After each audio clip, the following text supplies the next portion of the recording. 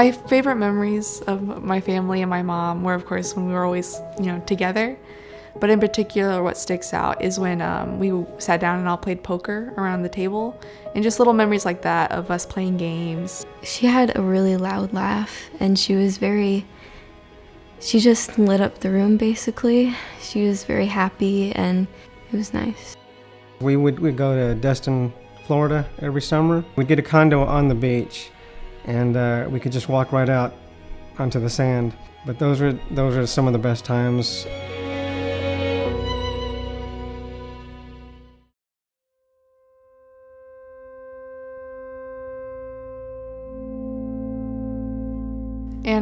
And I must have woken up to the noise, but I didn't register as that being why I woke up. I think my little sister called for me. It was early in the morning. Mommy was getting up for work, and usually I slept through that. Caitlin was worried about her because she had collapsed.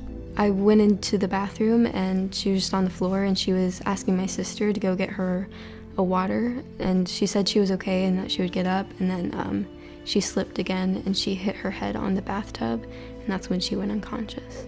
And I got a call from Siobhan, and she told me that Kathleen had collapsed. And I said, well, call 911.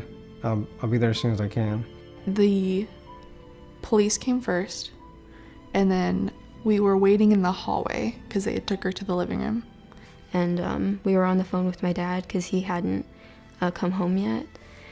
And yeah, she kind of asked me to see what was going on because my dad had no idea what was happening, and so I looked over and they were doing CPR on my mom.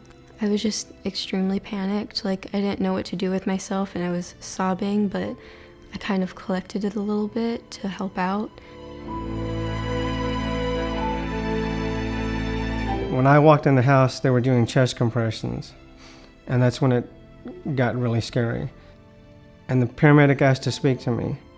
And he told me that she's not breathing, and they were just going to keep trying for a few more minutes. And then he asked to speak to me again, and then my heart sank. He took me to the girls' bedroom, because the girls were in our bedroom, and then he told me that she didn't make it. So I left the room, and I told the girls, and I just, while I'm walking, in the few moments I had walking towards them, I was like, how do I even say this? And so I just thought, I'll just say it. And then we embraced.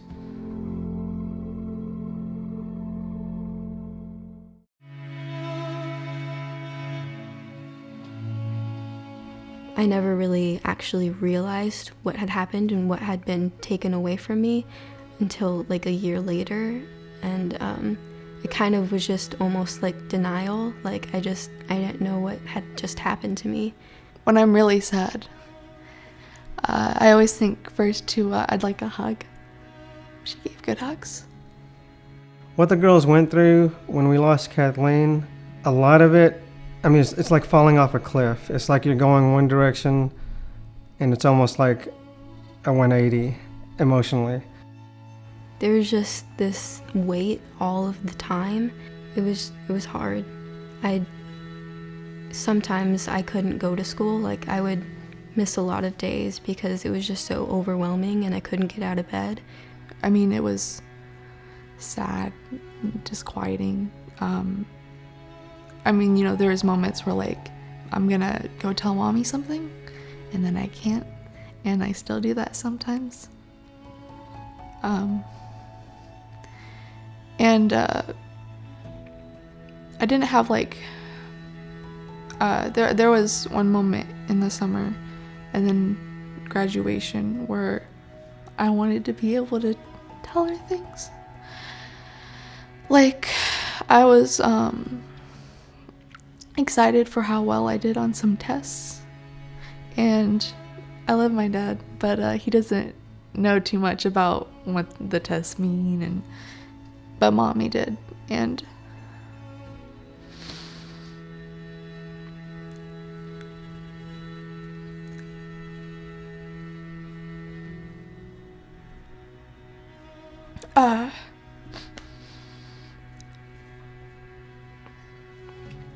And then graduation was hard.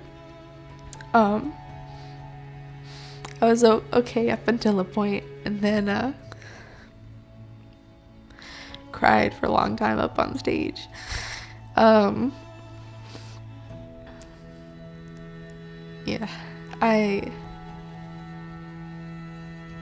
yeah.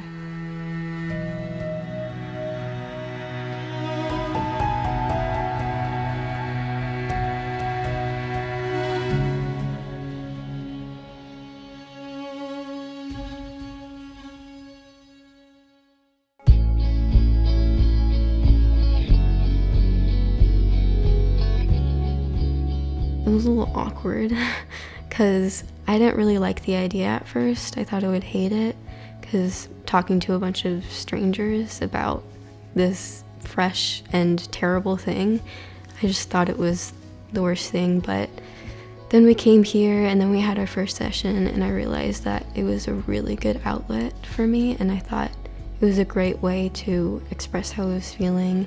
And they had these great exercises for us and questions, and it was a wonderful thing at that time.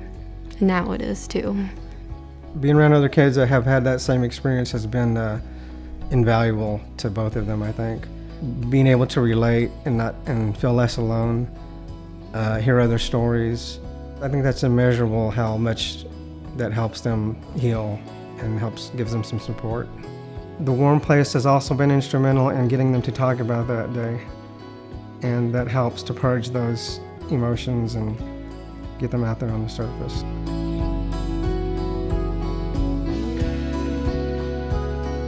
After going to the Warm Place for a while, I feel like I was happier at school because I had an outlet, and I feel like, I don't know, I feel like I was able to breathe after going. It's a nice atmosphere with people who've gone through the same things. It gives you things to think about that you might not necessarily to think of on your own, and that's nice too. It literally is a warm place when you're in the cold and everything around you feels you're alienated from everything, but you come here and what y'all have created here is just an oasis in a sea of grief, and it's a place where you literally feel like you're walking into the only place in the world at that time where it's just you're surrounded by compassion and warmth and understanding.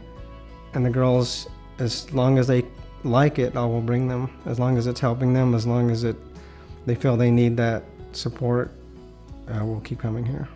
It just makes you feel like you're not alone in this, and even though we've had different experiences, I don't know, you feel like these are your people, basically, you know? I am internally grateful to all donors and how much this means to not only me, but everyone else who comes here, and it's important.